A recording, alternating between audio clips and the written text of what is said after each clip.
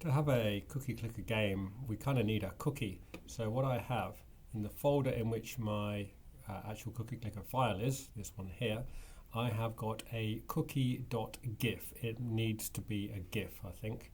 And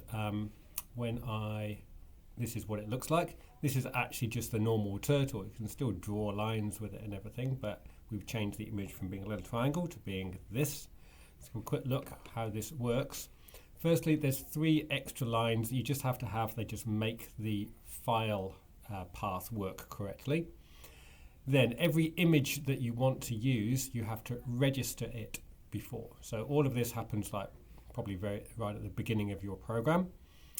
Then I've got my turtle, turtle.turtle is how we're making a turtle. I'm calling it cookie, and then I can change its shape, but it needs to be something that I've already registered.